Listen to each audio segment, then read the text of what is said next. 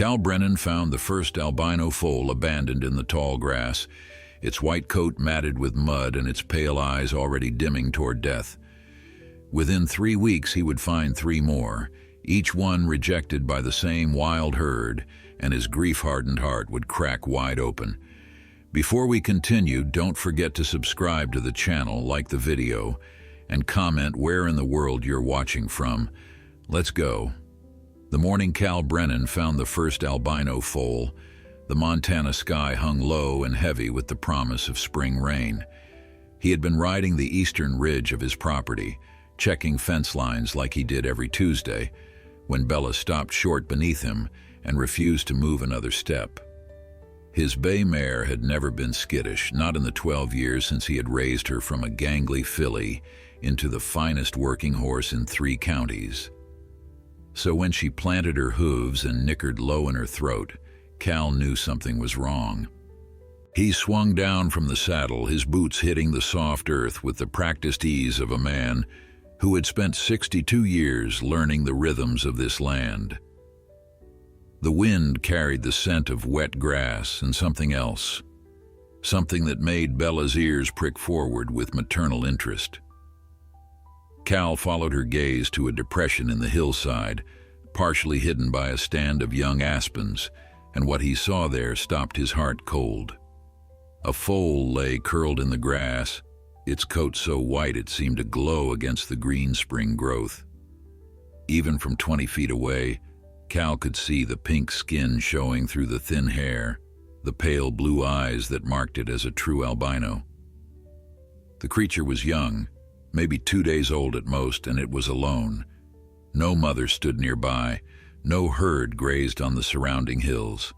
Just this impossible white ghost of a horse, shivering in the morning chill. Cal had ranched these foothills for 40 years, ever since he had inherited the spread from his father, and in all that time he had never seen anything like this. Wild horses still roamed the high country, bands of mustangs that traced their lineage back to Spanish conquistadors and escaped cavalry mounts. He had spotted them occasionally on his boundary rides, watching from ridgelines as he went about his business, but he had never seen them abandon one of their own, and he had certainly never seen an albino among their number. He approached slowly, speaking soft nonsense words the way he did with frightened livestock. The foal watched him come, too weak to flee, its strange pale eyes tracking his movement with an intelligence that seemed almost supernatural. When he knelt beside it, he could feel the heat radiating from its small body, the fever that spoke of exposure and dehydration. This little one had been out here alone for at least a full night, maybe longer. Bella came up behind him and lowered her great head to sniff at the foundling. The foal made a small sound, half whinny and half sob, and tried to struggle to its feet. It failed, collapsing back into the grass with a shudder that broke Cal's heart clean in two. He had lost his wife 3 years ago to a cancer that had eaten through her like wildfire through dry timber. He had buried his only son in the family plot behind the house, victim of a ranching accident that still haunted his dreams. He had thought himself beyond being moved by suffering, thought the years had calcified his heart against fresh wounds. He was wrong. Without consciously deciding to do it, Cal stripped off his worn denim jacket and wrapped it around the shivering foal. The creature weighed almost nothing, light as a promise, as he gathered it into his arms and stood. Bella watched with what he could have sworn was approval, and when he started walking back toward the ranch house, she followed without needing to be led. The walk took nearly an hour, Cal cradling the foal against his chest the whole way while Bella plodded faithfully alongside. By the time they reached the barn, his arms were burning and his back was screaming protests, but he barely noticed.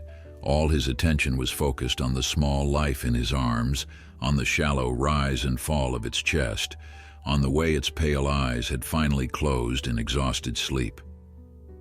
He settled the foal in an empty stall, the one that had belonged to his son's horse before the accident. He had not been able to bring himself to use it since, but now it felt right somehow, as if the space had been waiting for exactly this purpose. He filled a heat lamp with fresh batteries and positioned it over the sleeping animal. then went to mix up a batch of the mare's milk replacer he kept on hand for emergencies. Bella refused to leave the stall door, standing guard like she had appointed herself the foal's protector. Cal had to smile at that, the first real smile that had crossed his face in longer than he could remember. His mare had never had a foal of her own. An injury years ago had left her barren, and he had always sensed a sorrow in her that matched his own. Now she was watching over this orphan with a fierce attention that suggested something had awakened in her, some maternal instinct that had been waiting all this time for an outlet. The foal drank eagerly when Cal offered the bottle, its pale tongue working with desperate hunger.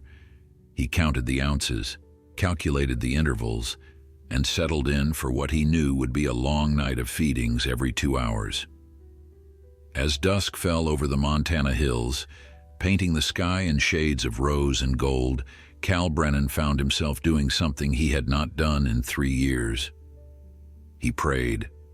Not to any god he could name or any religion he could claim, just a wordless sending out into the universe, a plea for this small life to survive the night, for Bella to somehow know how to help him raise this impossible creature, for the strength to open his heart again after so many years of keeping it locked away behind walls of grief and solitude.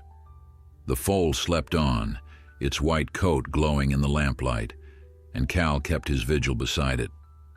He did not know yet that this was only the beginning, that 3 more albino foals would find their way to his ranch over the coming weeks, each one rejected by the wild herd that should have protected them.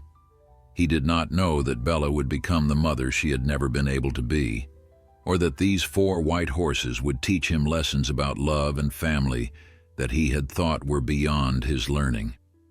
All he knew, in that quiet barn as night settled over the mountains, was that something had changed. The first foal survived the night, and then the next, and then the one after that. Cal named her Ghost because that was what she looked like in the pale morning light, a spirit horse from some old legend his grandmother used to tell. By the end of the first week, she was standing on her own, wobbly legs splayed wide for balance, those strange pink-rimmed eyes following Cal wherever he went in the barn. By the end of the second week, she was trotting circles around Bella, who watched over her adopted charge with a patience that seemed almost sacred. Cal had called Doc Hernandez out to examine the foal on the 3rd day, when her fever finally broke and she started showing real signs of strength.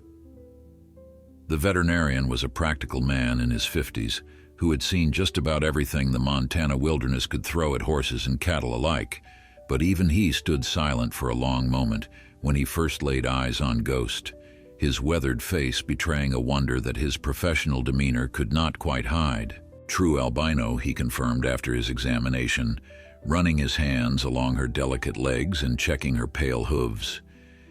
Extremely rare in horses.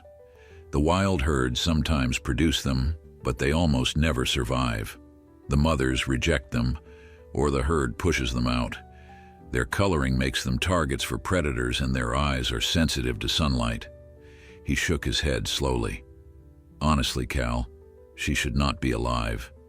But she is, Cal replied, and there was a fierceness in his voice that surprised them both.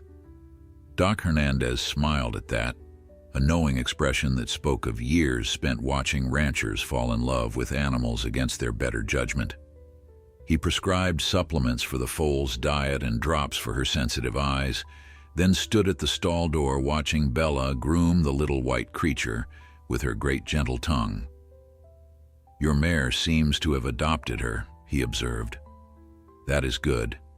Foals need that bond, need to learn how to be horses from other horses. Without it, they grow up strange." Cal nodded, remembering what his father had taught him about the social nature of horses, how they learned everything from their herd, from grazing patterns to danger signals to the simple comfort of standing close to another warm body in the cold. Ghost had been denied all of that when the wild herd pushed her out, but Bella was giving it back to her one patient lesson at a time. The second foal arrived on a Tuesday, just like the first. Cal was checking the same stretch of fence line, Bella walking the familiar route with Ghost now trotting alongside on a lead rope when they found him. This one was a colt, slightly older than Ghost had been, and he was in worse shape. His white coat was matted with mud and dried blood from where something had bitten at his flank, and his breathing came in shallow, ragged gasps that spoke of infection setting in. Cal worked through the night again, cleaning wounds and administering antibiotics and dripping water mixed with electrolytes into the colt's mouth when he was too weak to drink on his own. Bella stood guard at the stall door once more, and Ghost pressed her small body against the bars, watching her new companion with an intensity that seemed to will him to survive. By morning, the colt's fever had broken, and Cal allowed himself to breathe again. He named this one Phantom, for the way he had appeared out of nowhere like something from a ghost story. The colt was wilder than Ghost had been, more frightened of human touch, and it took 3 days before Cal could approach him without triggering a panicked retreat to the corner of the stall. But Bella worked her magic there too, standing close to the trembling youngster and teaching him through her own calm acceptance that this human was safe, that this barn was sanctuary, that the life he had known before was over, and something new had begun. Doc Hernandez returned to examine Phantom, and this time his wonder had sharpened into something closer to concern. 2 albinos from the same wild herd in as many weeks, he said, frowning as he cleaned the healing wound on the colt's flank. That is not coincidence, Cal. That is a genetic pattern, probably inbreeding in an isolated band. And if the herd is rejecting them this consistently, there may be more. Cal had already been thinking the same thing. The wild horses in these hills numbered perhaps 40 or 50 animals, a small band that kept to the high meadows and rarely came down to where humans could easily observe them. If their bloodlines had narrowed to the point where albinism was appearing regularly, and if their instinct was to cast out these different offspring, then the mountains might hold more white foals waiting to die alone in the spring grass. He started riding the boundaries every day instead of twice a week, expanding his routes to cover ground he had not visited in years. Bella seemed to understand the mission, her ears constantly swiveling toward sounds and scents that Cal's merely human senses could not detect. Ghost and Phantom stayed behind in the barn, growing stronger by the day, learning to trust the strange new world they had tumbled into. The third foal came to him rather than the other way around. Cal was repairing a section of fence near the creek when he heard Bella's warning nicker, the sound she made when something unexpected was approaching. He looked up to see a white shape emerging from the tree line, moving with the unsteady gait of exhaustion and hunger. This filly was older than the first 2, perhaps a week old when the herd abandoned her, and she had survived alone in the wilderness longer than should have been possible. She walked right up to Bella and collapsed at the mare's feet, too tired to be afraid anymore. Cal watched his horse lower her head and breathe softly into the filly's face, watched the small white creature's eyes flutter closed with something that looked like relief. He named her Spirit, because whatever had kept her alive long enough to find them deserved a name that honored its power. 3 albino foals in 3 weeks, and Cal Brennan's quiet life of grief and solitude was transforming into something he could never have predicted. The 4th foal was the one that nearly broke him. Cal found her on a morning when the sky had opened up and rain was sheeting down in silver curtains across the hills, turning the trails to mud and filling the creeks to overflowing. He almost missed her entirely, a small white form huddled beneath an overhang of rock that provided barely any shelter from the downpour. She was not moving when he first spotted her, and his heart clenched with the certainty that he had arrived too late. But Bella knew better. The mare picked her way carefully down the slope, ignoring Cal's attempts to guide her away from the treacherous footing, and when she reached the overhang, she let out a low sound that Cal had never heard from her before. It was something between a whinny and a moan, a sound of maternal anguish that seemed to reach across species and speak directly to whatever remained of his own battered heart. The foal stirred at the sound, lifting her head just enough to reveal eyes that were clouded with fever and fear. Cal was off Bella's back before he consciously decided to move, sliding down the muddy slope and nearly falling twice before he reached the tiny creature. She was colder than the others had been, her white coat plastered flat against ribs that showed too clearly beneath the skin. When he touched her, she flinched away, then seemed to reconsider and pressed her muzzle weakly against his palm. That small gesture of trust offered by an animal that had every reason to fear the world undid something in Cal that he had been holding together with sheer stubborn will for 3 long years. He wept as he carried her up the slope, tears mixing with the rain on his weathered face. He wept as Bella led the way home through the storm, her pace steady and sure despite the treacherous conditions.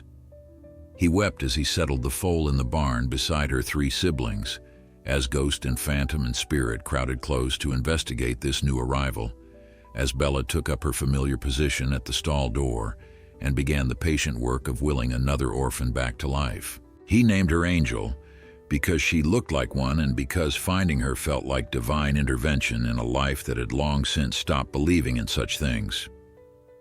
Doc Hernandez came out that evening, his truck struggling through mud that had turned the ranch road into a river of brown sludge. He examined Angel with gentle hands and a furrowed brow, then sat with Cal on the barn's covered porch as the rain continued to fall and the 4 white foals dozed in their shared stall under Bella's watchful eye.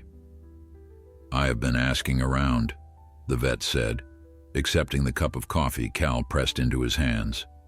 "Talking to the wildlife management folks and some of the old-timers who know these hills better than anyone. There is a story about that wild herd, Cal, goes back generations." Cal waited, knowing that stories in this part of the world often carried more truth than any official record. "They say the herd started from a single stallion," Doc Hernandez continued, "a pale horse that escaped from a ranch about 80 years ago. Beautiful animal by all accounts, but he carried the gene for albinism. His offspring were mostly normal-colored, but every few generations a white foal would appear. The herd learned to push them out, some kind of instinct to protect the band from predators that might be attracted to such visible targets." "So this has happened before," Cal said. "Other albino foals cast out to die. Probably dozens over the years." The vet's voice was heavy with the weight of that history. "The difference is that nobody was there to save them.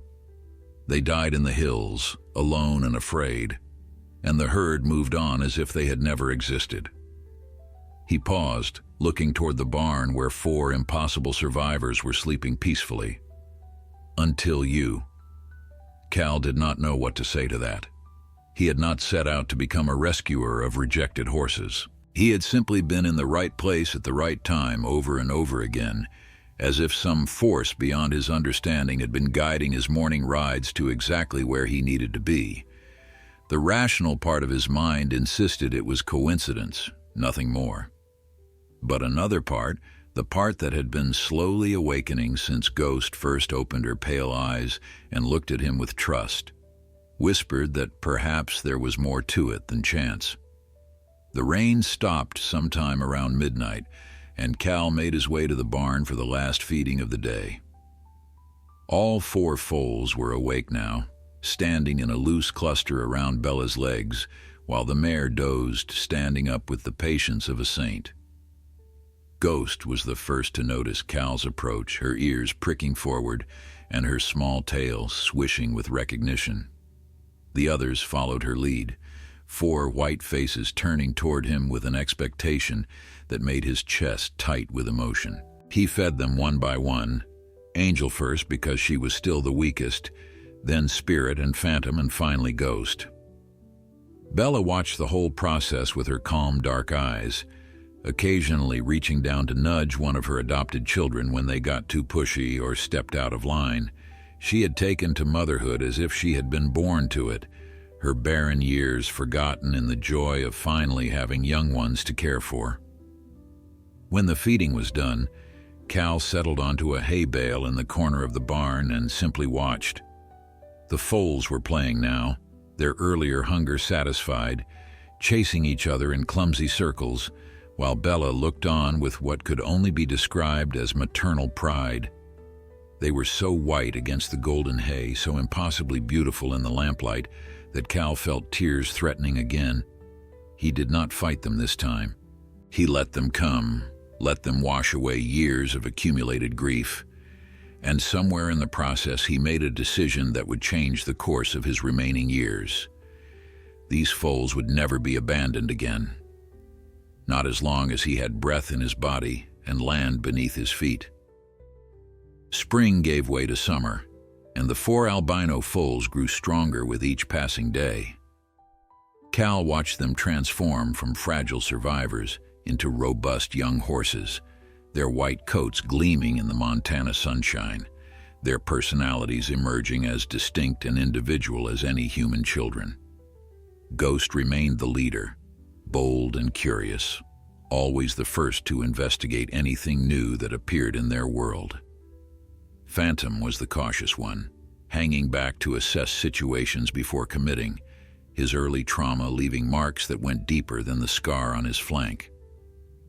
Spirit had developed a mischievous streak, constantly testing boundaries and getting into trouble that required Bella's patient correction. And Angel, the last and smallest of them, had become Cal's shadow, following him around the barn and pastures with a devotion that bordered on worship. The townspeople of Cedar Creek had started talking, the way small-town folks always do when something unusual happens in their midst. Cal had lived quietly on his ranch for decades, known as a decent man who kept to himself and minded his own business. Now suddenly, he was the crazy horse hermit with the ghost horses, at least according to the gossip that filtered back to him through Doc Hernandez and the feed store owner, and the occasional curious visitor who drove out to see if the rumors were true. He did not mind the talk. Let them think what they wanted. He had 4 beautiful foals and a mare who had found her purpose, and that was more than enough company for a man who had grown comfortable with solitude. The real challenge came from the practical demands of raising 4 young horses simultaneously. Cal had not worked this hard since his son was alive, when there had been 2 sets of hands to manage the ranch and 2 backs to share the heavy lifting. Now it was just him, 62 years old with joints that ached in the morning and a heart that was not as strong as it used to be, trying to keep up with 4 energetic youngsters who seemed determined to test every fence and investigate every corner of their expanding world. He hired help for the first time in years, a young woman named Maria who had grown up on a horse farm in New Mexico and had come to Montana looking for work after her family's operation went under.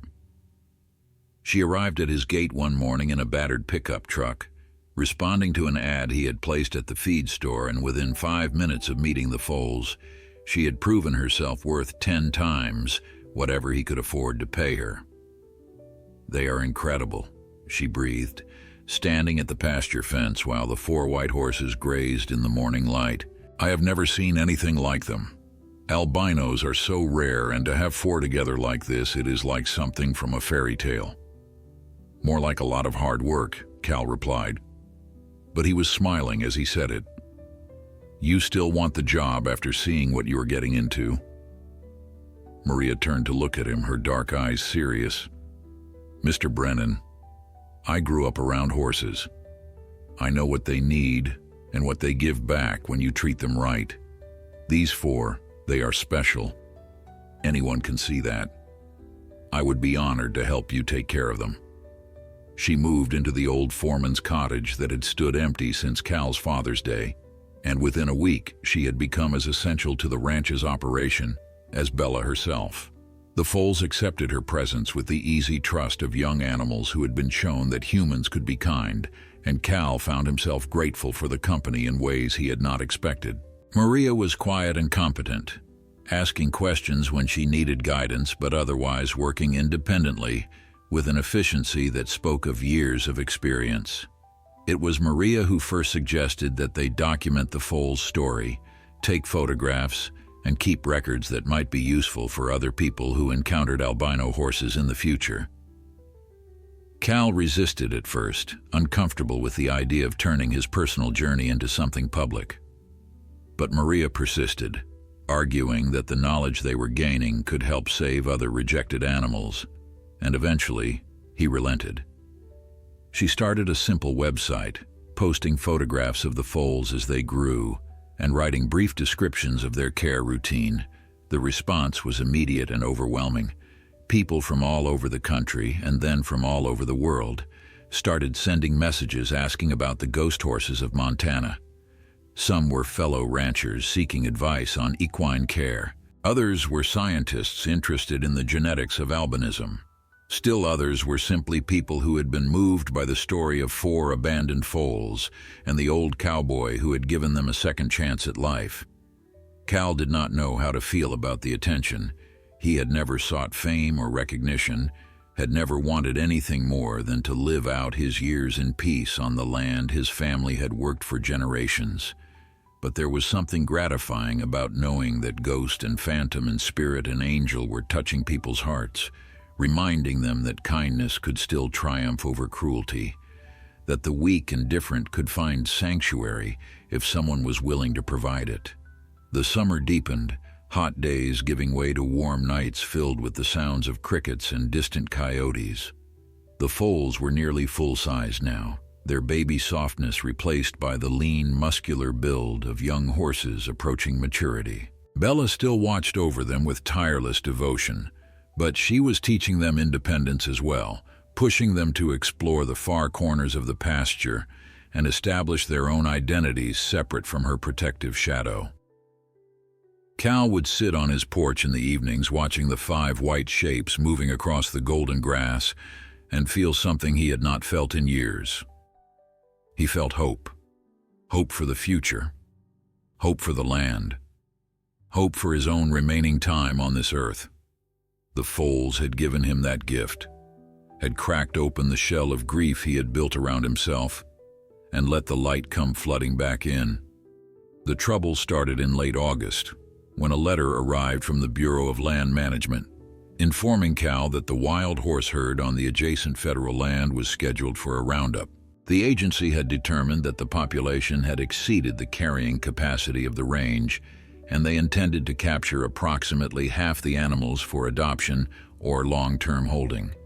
The letter was polite and official, full of bureaucratic language about ecological balance and humane management practices, but Cal read between the lines well enough to understand what it meant. The herd that had rejected his 4 foals was about to be torn apart, and there was nothing he could do to stop it. He drove into town that afternoon to speak with the local BLM office, leaving Maria in charge of the ranch and the horses.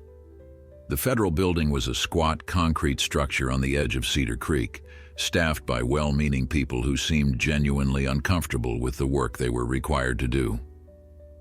The woman who met with Cal, a ranger named Patricia Welch, listened to his concerns with sympathy, but could offer little comfort. "I understand your attachment to these animals, Mr. Brennan," she said, her hands folded on the desk between them. "But the roundup is mandated by federal policy. The herd has grown beyond sustainable levels, and without intervention, they will overgraze the range and ultimately harm themselves. We are trying to help them, even if it does not look that way from the outside." Cal knew she was right, at least from a certain perspective. He had ranched this land long enough to understand the delicate balance between animal populations and available resources. Overgrazing led to erosion, which led to degraded habitat, which led to starvation and suffering for the very animals people were trying to protect. Management was necessary, even when it felt cruel, but he also knew something that Patricia Welch and her colleagues did not. He knew that the wild herd carried the gene for albinism, and that any white foals born in the coming years would face the same fate as ghost and phantom and spirit and angel. They would be rejected by their mothers, pushed out by the band, left to die alone in the hills while the herd moved on without them. And with the population being reduced by half, there would be fewer eyes watching the range, fewer chances for someone like Cal to stumble across an orphan before it was too late.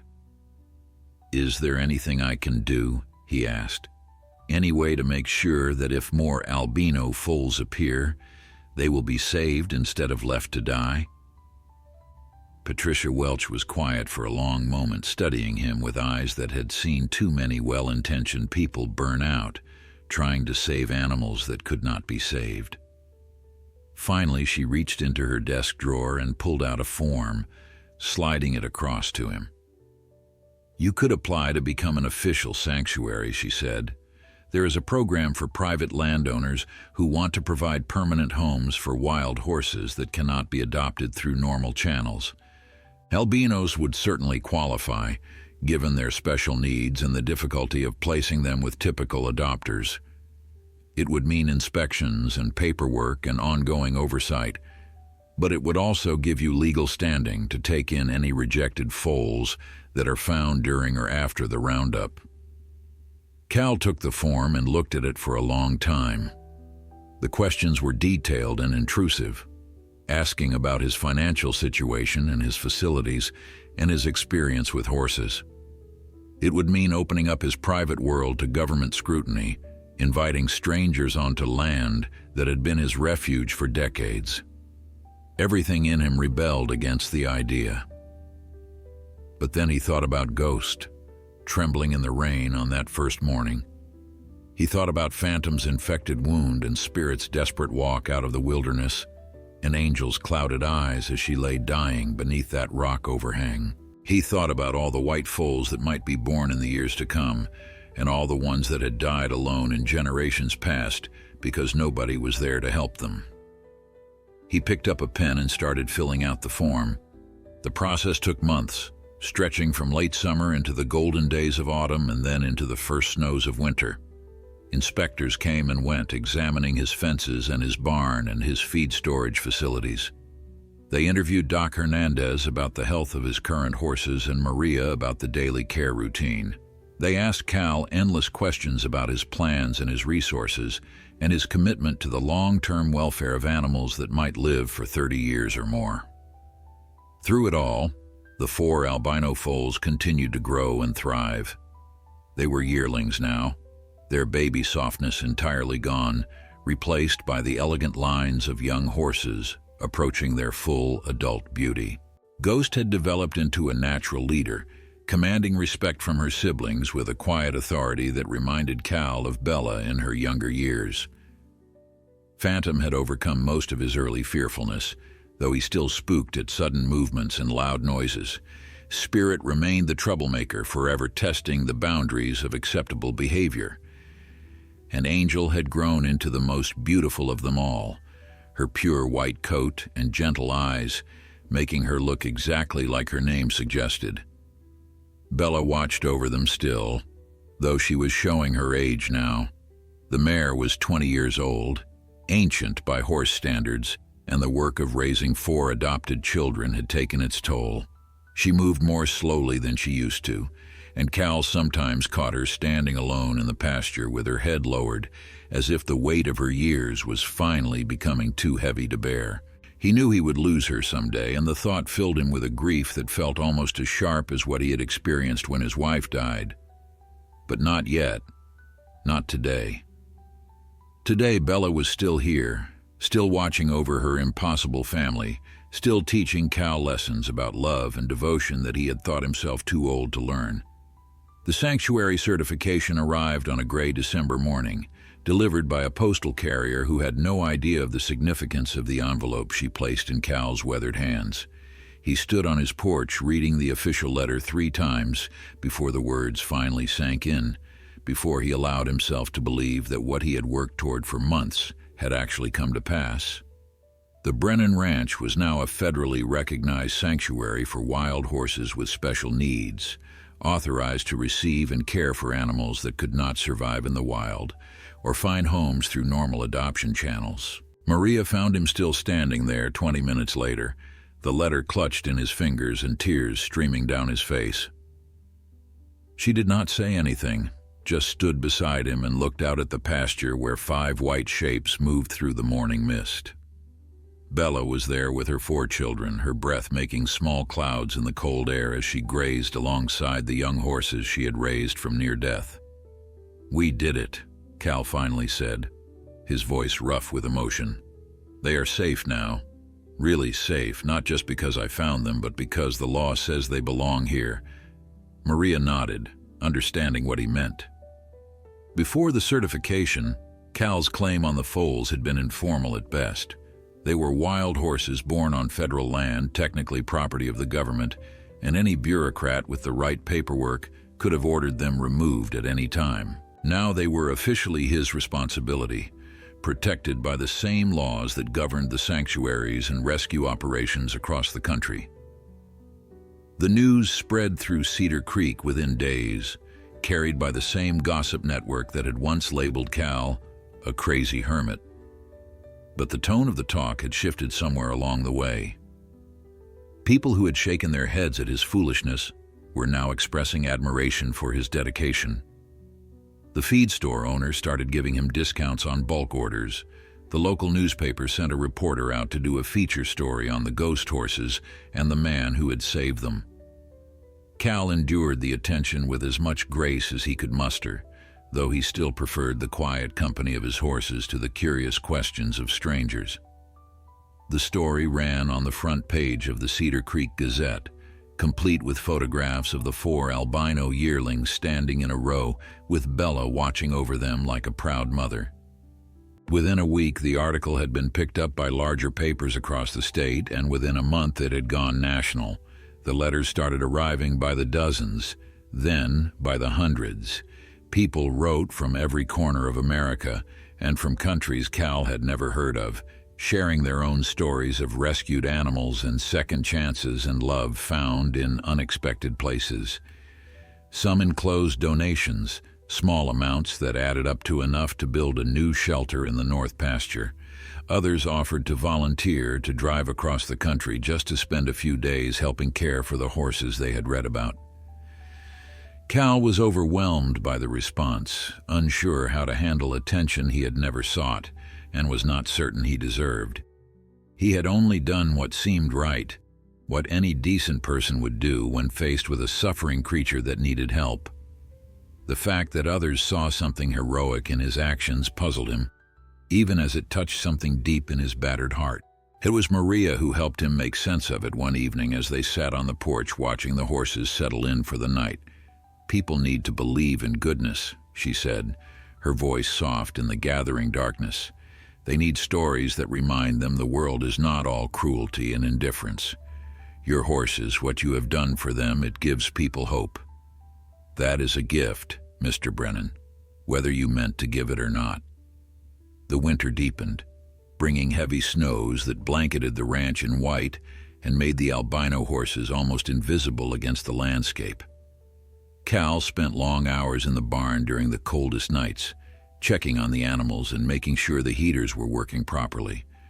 The foals were hardy now, their adult coats thick and insulating, but he worried about Bella. The old mare had developed a cough that Doc Hernandez said was nothing serious, but Cal watched her with anxious eyes nonetheless. Christmas came and went, marked by a quiet dinner with Maria and a special feeding of apples and carrots for the horses. Cal had not celebrated the holiday in years, not since his wife's death had stolen the joy from occasions that once brought the family together.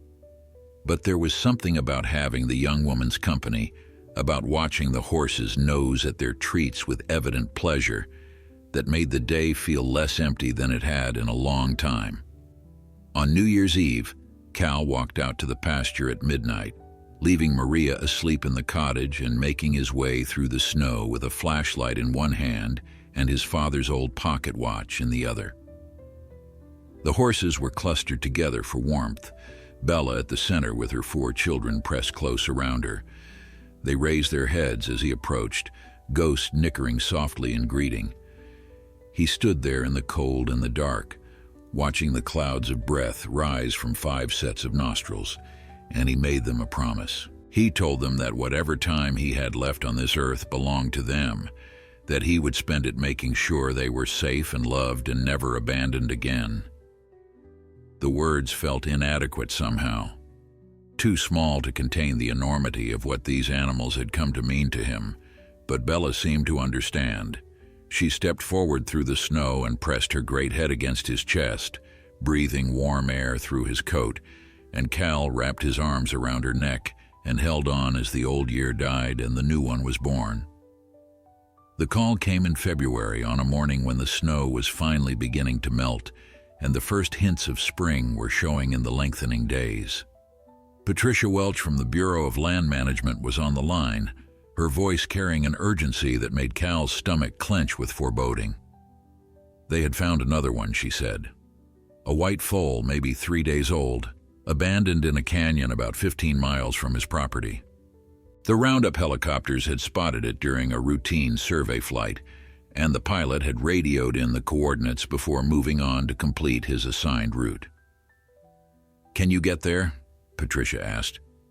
"We do not have anyone available until tomorrow at the earliest, and the weather forecast is calling for a cold front tonight. If that foal is still alive, it will not survive another night of freezing temperatures without help." Cal was already reaching for his coat before she finished speaking. He gave her the details she needed, confirmed the coordinates on his topographic map, and promised to call when he had news one way or the other. Then he went to find Maria and explain the situation, his heart pounding with a mixture of fear and desperate hope. They saddled Bella together, working in the efficient silence of people who understood the gravity of what they were about to attempt. The old mare seemed to sense the importance of the mission, standing perfectly still as they secured the saddlebags filled with emergency supplies. Maria wanted to come along, but Cal insisted she stay behind to watch over the other horses. If something went wrong out there, someone needed to know where he had gone and when to send help. The ride took nearly 4 hours, following trails that wound through canyons and over ridges still patched with stubborn snow. Bella picked her way carefully over the treacherous ground, her breath coming in steady clouds as she worked harder than she had in months. Cal could feel the mare's determination beneath him, the same fierce maternal drive that had led her to adopt 4 orphan foals as her own children. She knew what they were looking for, somehow understood that another life hung in the balance. He found the canyon just as the afternoon sun was beginning to slant toward the western peaks. The coordinates Patricia had given him led to a narrow defile between 2 rock walls, sheltered from the wind but shaded from the warming sun. Cal dismounted and led Bella forward on foot, his eyes scanning the shadows for any sign of white against the darker stone. The foal was there exactly where the helicopter pilot had reported. She was curled in a tight ball against the base of the canyon wall, her white coat almost invisible against a patch of melting snow. For a terrible moment, Cal thought he was too late, that the small body was already cold and still. But then he saw the faint rise and fall of her ribcage, the barely perceptible flutter of her nostrils, and relief washed through him so powerfully that he had to lean against Bella for support. He approached slowly, speaking the same soft nonsense words he had used with Ghost all those months ago. The filly lifted her head at the sound of his voice, her pale eyes clouded with fever and exhaustion, but still holding a spark of life that refused to be extinguished. She was smaller than the others had been at this age, clearly the runt of whatever mare had borne her, and the signs of her abandonment were written plainly across her fragile body. Getting her onto Bella's back was a challenge that tested every ounce of Cal's remaining strength. The filly was too weak to stand on her own, and lifting her dead weight onto a horse while standing on uneven ground pushed his 62-year-old body to its absolute limits. But Bella helped, positioning herself at exactly the right angle and standing rock steady while Cal maneuvered the filly into place. When it was done, when the small white creature was secured across the saddle with ropes and blankets, Cal allowed himself a moment to rest against his mare's warm flank. "We did it, girl," he whispered. "One more miracle for the collection." The ride home was slower than the journey out, Cal walking beside Bella to spare her the additional weight of carrying him along with the foal. The cold front Patricia had warned about arrived as the sun was setting, bringing a bitter wind that cut through his coat and made every step feel like wading through molasses. He kept his eyes fixed on the trail ahead, one foot in front of the other, refusing to let himself think about how far they still had to go. Maria met them at the gate with a lantern and tears streaming down her face. She had been watching for them for hours, she said, growing more frightened with each passing minute as darkness fell and the temperature dropped. Together they carried the filly into the barn, settling her in the same stall where Ghost had first opened her eyes to her new life. The other horses were awake and restless, sensing that something important was happening. Ghost pressed her face against the bars of her own stall, her ears pricked forward with intense curiosity. Phantom and Spirit and Angel crowded behind her, 4 pairs of pale eyes watching as Cal and Maria worked to save this newest arrival. Cal named her Hope because that was what she represented. Hope that the cycle of rejection and rescue would continue. Hope that every white foal born to the wild herd might find its way to sanctuary. Hope that his own aging body would hold out long enough to be there when they needed him. The filly survived the night and then the next, growing stronger with each passing day, just as her siblings had before her. 5 albino horses now, plus Bella, a family forged not by blood but by circumstance and love. Spring returned to the Montana hills, painting the landscape in shades of green and gold that seemed to glow with renewed life. Hope grew stronger alongside her adopted siblings, learning the ways of the herd from Bella's patient teaching and the example of the 4 yearlings who had walked this path before her. The little filly was different from the others in temperament, quieter and more contemplative, often standing apart from the group to watch the world with her strange, pale eyes, as if seeing things that remained invisible to everyone else. Cal turned 63 that April, marking the occasion with a solitary walk through the pastures at dawn while the horses grazed around him. He had never been one for celebrating birthdays, even less so since losing his wife and son. But this year felt different somehow. This year he had something to show for his time on Earth, something beyond the accumulated grief and the quiet desperation of a man waiting for his own story to end. The sanctuary had grown beyond anything he could have imagined when he first signed those government forms. Donations continued to arrive from people who had read about the ghost horses, enough to build proper shelters and expand the fenced areas and hire additional help during the busy summer months. Maria had become indispensable, managing the administrative side of things while Cal focused on the daily care of the animals. They had developed a rhythm together, an unspoken understanding that felt almost like the partnership he had once shared with his wife. Doc Hernandez visited regularly now, monitoring the health of 6 horses instead of just checking in on emergencies. He had taken a particular interest in the genetics of the albino foals, collecting samples and sending them to a university laboratory for analysis.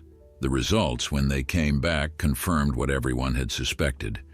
All 5 white horses shared common ancestry, descended from the same genetic line that had been producing albinos in the wild herd for generations. "There is a paper being written about them," the vet told Cal one afternoon as they leaned against the pasture fence watching the horses graze. "Some researchers at the university want to study how albinism affects horse behavior and health over time. They are asking if they can come out and observe your herd, take measurements, that sort of thing."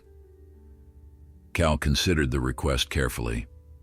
He had grown protective of his horse's peace, wary of anything that might disrupt the careful balance they had achieved, but there was value in understanding these creatures better, in learning things that might help future generations of albino horses survive and thrive.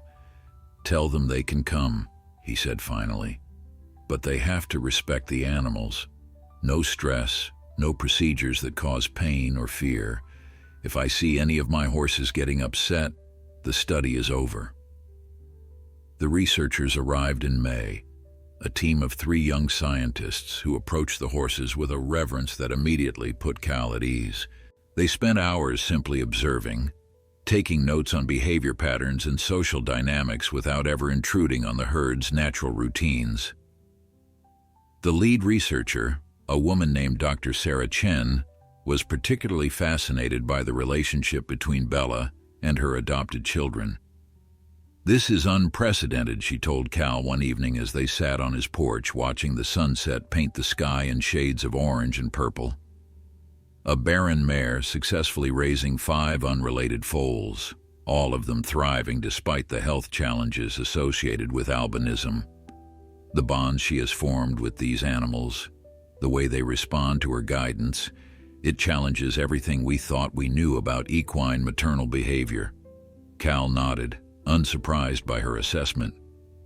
He had watched Bella work her magic for nearly 2 years now, had seen her transform from a lonely mare mourning her inability to bear children into the fierce and loving mother of 5 extraordinary horses. Science might call it unprecedented, but Cal knew a simpler word for what he had witnessed. He called it grace. The summer brought visitors from across the country, people who had followed the story of the ghost horses online and wanted to see them in person. Cal limited the tours to weekends only, small groups that Maria led through the property while he stayed with the horses and made sure they were not overwhelmed by the attention. Most of the visitors were respectful and genuinely moved by what they saw. A few brought their children, hoping to teach them lessons about compassion and second chances that no classroom could provide. One visitor stood out from the rest, a woman in her 50s who arrived alone on a Saturday morning in late July.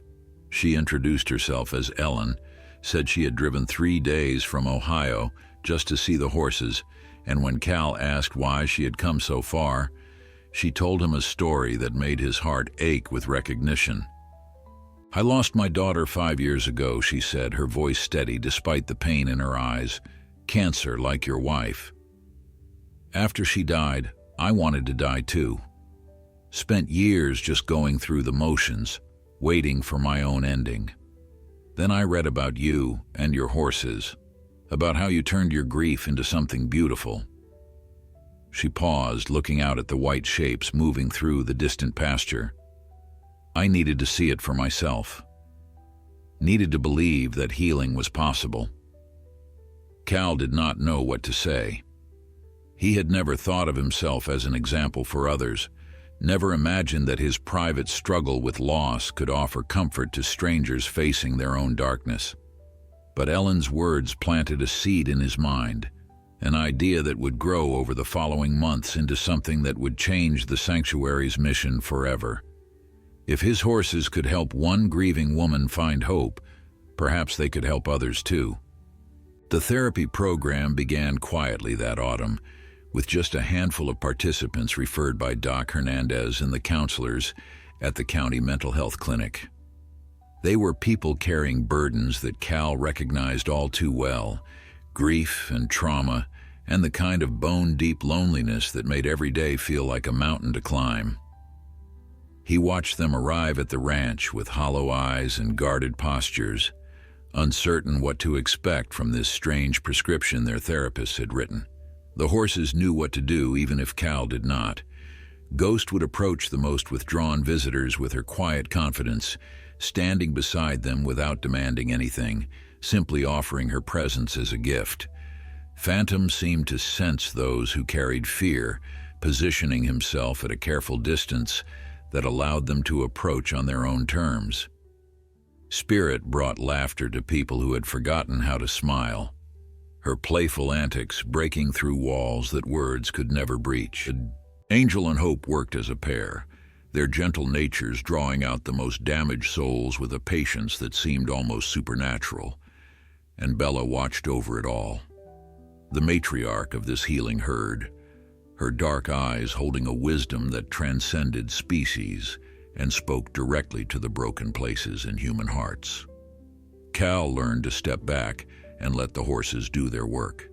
He provided the space and the safety, but the real therapy happened in the quiet moments when a grieving mother pressed her face against Ghost's white neck and wept, or when a combat veteran with trembling hands found peace in brushing Phantom's gleaming coat.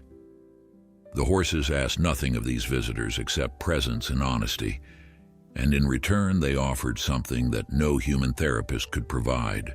They offered unconditional acceptance from creatures who had themselves been rejected, who understood what it meant to be cast out and alone, and who had found their way back to life through the simple miracle of being loved. Word spread through the mental health community, and soon the requests for visits exceeded what the small ranch could accommodate. Cal and Maria worked with Doc Hernandez and Dr. Chen to develop a formal program, one that balanced the therapeutic needs of human visitors with the well-being of the horses who made it all possible. They trained volunteers, established protocols, and created a waiting list that grew longer with each passing month. The local newspaper ran another feature story, this one focusing on the healing work being done at the sanctuary. A television crew from the state capitol came out to film a segment for the evening news. Cal endured the interviews with his usual discomfort, deflecting praise onto the horses and the people who helped care for them, insisting that he was just an old rancher who had stumbled into something bigger than himself. But Maria knew the truth, and she told him so one evening as they sat on the porch watching the sun sink behind the mountains. "You changed, Mr. Brennan," she said, her voice soft but certain. "When I first came here, you were a man waiting to die. The horses saved you just as much as you saved them. Everything that has grown from that, the sanctuary, the therapy program, the hope you have given to so many people, it all started because you let yourself love again." Cal did not argue with her assessment. He had spent too many years hiding from his own heart to deny the transformation that these 5 white horses had worked in him. They had come into his life as orphans needing rescue, and somewhere along the way they had become his rescuers instead. Winter arrived early that year, bringing heavy snows that blanketed the ranch in white and forced the therapy program into temporary hibernation.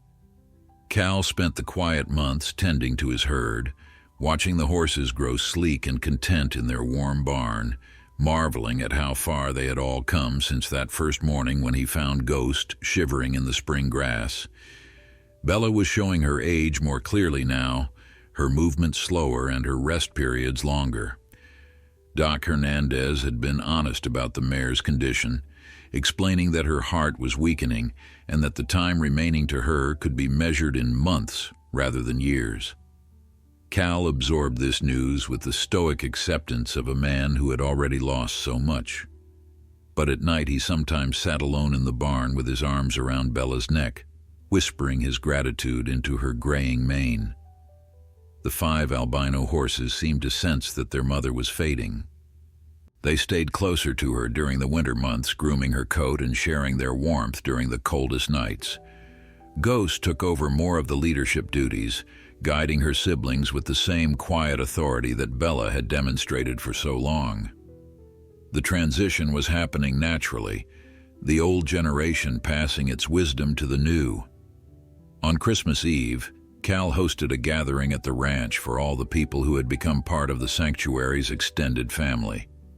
Maria and Doc Hernandez were there, along with Dr. Chen and her research team, and a dozen volunteers who had given their time and hearts to the horses over the past year. They shared a meal in the big barn, surrounded by the warmth of the animals and the glow of string lights that Maria had hung from the rafters. Cal stood to speak, something he rarely did, and found words coming more easily than he had expected. He talked about loss and healing, about the unexpected paths that grief could lead us down if we were brave enough to follow them. He talked about 5 white foals who should have died alone in the wilderness, and about the old mare who had taught them how to live. He talked about second chances and the families we choose and the grace that finds us when we least expect it. When he finished, there was not a dry eye in the barn. Even Bella seemed to understand, lifting her head and nickering softly as if offering her own benediction on the gathering. Bella passed on a morning in early March, when the first tentative signs of spring were beginning to show in the melting snow and the lengthening days. Cal found her lying peacefully in her favorite spot in the pasture, surrounded by her 5 white children who had gathered around her during the night, as if they knew what was coming. Her eyes were closed, her expression serene, and when Cal knelt beside her and pressed his hand against her still warm neck, he felt not grief, but gratitude for the years they had shared and the miracles she had helped him create. The 5 albino horses stood vigil as Cal and Maria prepared a grave on the hillside overlooking the ranch, the same spot where Cal's wife and son were buried beneath simple stone markers. It seemed fitting that Bella should rest there too, part of the family she had joined through circumstance and love. Doc Hernandez came to help with the burial, and Dr. Chen drove out from the university to pay her respects. By the time the grave was filled and a wooden marker placed at its head, a small crowd had gathered to say goodbye to the Mare who had touched so many lives. Ghost was the last to leave the graveside, standing alone on the hillside as the others drifted back toward the barn. Cal watched her from a distance, understanding that she was processing loss in her own way, saying farewell to the mother who had raised her from a trembling orphan into the confident leader she had become. When she finally turned and walked back to join her siblings, there was something different in her bearing, a new weight of responsibility settling onto her white shoulders. The sanctuary continued its work in the months that followed, the therapy program expanding to serve more visitors than ever before. Ghost stepped fully into her role as herd leader, guiding Phantom and Spirit and Angel and Hope with the same patient wisdom that Bella had demonstrated. The 5 white horses had become a true family now, bonded not by blood but by shared experience and the love of the humans who cared for them. Cal marked his 64th birthday that April, celebrating with a small gathering that had become an annual tradition. Maria gave him a leather-bound journal filled with letters from people whose lives had been changed by visiting the sanctuary, testimonials of healing and hope that brought tears to his weathered eyes. Doc Hernandez presented him with a framed photograph of all 6 horses together, taken the previous summer when Bella was still strong enough to stand proudly at the center of her unlikely family. The photograph found a place of honor on Cal's mantle, beside the pictures of his wife and son that had stood alone for so many years. Looking at them together, Cal realized that his family had not ended with those terrible losses. It had simply changed shape, expanding to include 5 white horses and a devoted mare, and all the people who had been drawn into their orbit by the strange magic of this place. Summer brought record numbers of visitors to the sanctuary, families and individuals seeking the healing that only the ghost horses could provide. Cal had stepped back from the daily operations now, leaving most of the work to Maria and the team of volunteers she had assembled. His body was slowing down, joints aching and breath coming shorter than it used to, but his heart had never felt more full. He spent his days sitting in the pasture with the horses, watching them graze and play, and simply exist in the peaceful world he had helped create for them. Sometimes visitors would find him there and sit beside him in the grass, sharing their stories while the white horses moved around them like spirits from some ancient legend. Cal listened to each one, offering what wisdom he could, knowing that his words mattered less than the presence of the animals who had taught him everything he knew about love and loss and starting over. On a golden afternoon in late August, a photographer came to the ranch to document the sanctuary for a national magazine. She spent hours capturing images of the horses, the facilities, the visitors whose faces glowed with the particular light of people experiencing something sacred. Her final shot was of Cal himself, kneeling in the pasture with Bella's 5 children gathered around him, their white coats blazing in the sunset light while he smiled with a joy that seemed to radiate from somewhere deep within his soul. The photograph would appear on magazine covers and websites around the world, becoming an iconic image of hope and redemption that inspired countless people to believe in the possibility of healing. But Cal never saw it that way. To him, it was simply a picture of a man and his horses, a family forged through rejection and rescue and the stubborn refusal to give up on love. That evening, after the photographer had gone and the ranch had settled into its nightly quiet, Cal walked out to the pasture one last time. The 5 white horses came to greet him, Ghost in the lead as always, their pale eyes reflecting the stars that were just beginning to appear in the darkening sky. He stood among them for a long time, breathing in the smell of horse and grass and clean mountain air, feeling the warmth of their bodies pressing close around him. He thought about the morning he had found Ghost, a trembling foal abandoned by her herd, and how that single act of compassion had transformed everything. He thought about Bella, the barren mare who had become the greatest mother he had ever known. He thought about his wife and son, whose deaths had nearly destroyed him, and about the unexpected grace that had pulled him back from the brink. The horses stood with him in the gathering darkness, 5 white shapes glowing softly against the night, and Cal Brennan finally understood what his life had been for. It had been for this, for them, for love. I hope this story touched your heart. If you enjoyed it, please let me know your thoughts in the comments below.